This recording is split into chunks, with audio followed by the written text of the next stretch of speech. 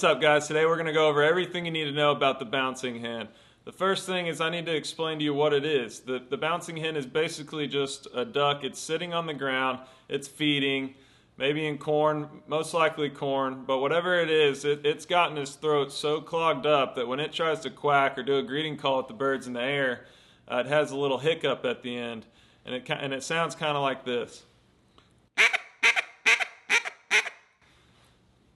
So that's what we call the bouncing hen. It's kind of related to the Cajun squeal, just with you're just cutting the note off just a little bit more. But to get this sound in reference, if this is the roof of your mouth, you're trying to do a quack. Let's just go over the basic quack. We'll start slow. We'll build up from there. So you got your quack. So you're quacking. This is the roof of your mouth. Your tongue, to cut off the note completely, is hitting the top of your mouth. Versus the bouncing hen, if this is the roof of your mouth, this is your tongue, you're kind of pushing air out like huh, huh. You're kind of pushing air out, and then you're saying like if you want to use a word reference, you say tick. But you're making that tongue hit the top of your mouth. It's kind of hard to explain, but in the back of the call it sounds like this.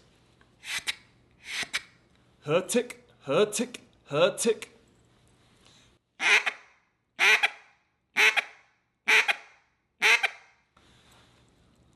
I'm trying to think what else I can say to make this make more sense. But basically, you're doing your quack without cutting your note off.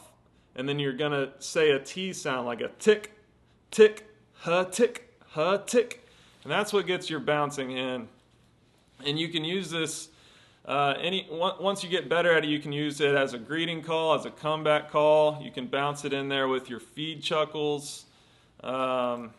I like to use it basically when I have ducks, they're committed, they're coming in.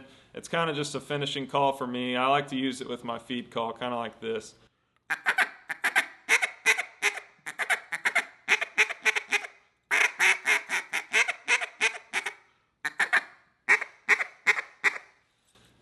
But once you get better, you can start using it as a greeting call if you want to. And this is actually a funny question I had.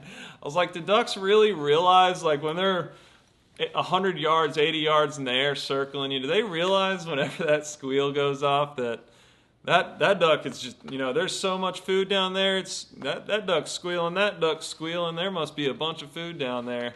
I just wonder if we're giving too much credit to the ducks. Drop a comment down below. Let me know what you think. I just think it's freaking funny. I was just sitting here laughing. Anyway, this is a call you're going to want to start off doing pretty slow. You're basically trying to break a bad habit and form a new one and add it to what you've been doing. It's kind of like riding a bike for the quack. You don't forget how to do it. You're just going to break that little habit to add something new. So start off slow. Start off with one quack at a time. Get a few quacks in. And then start to slowly add in that tick after.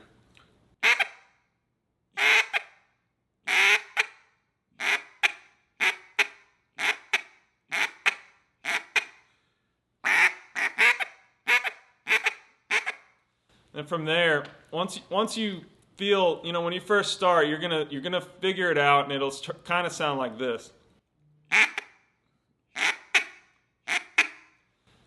It won't be so sharp, but to get that sharp sound, you're really pushing that first burst of air and then cutting it off real hard at the end.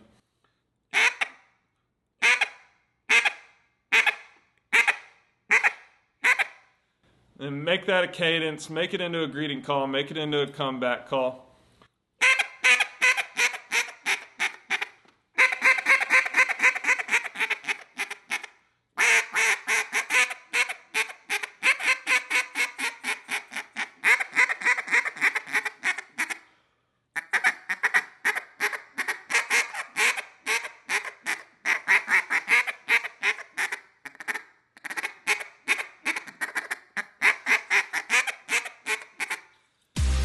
Anyway, that was pretty excessive, but it gives you a little sound file to listen to when you're trying to figure it out.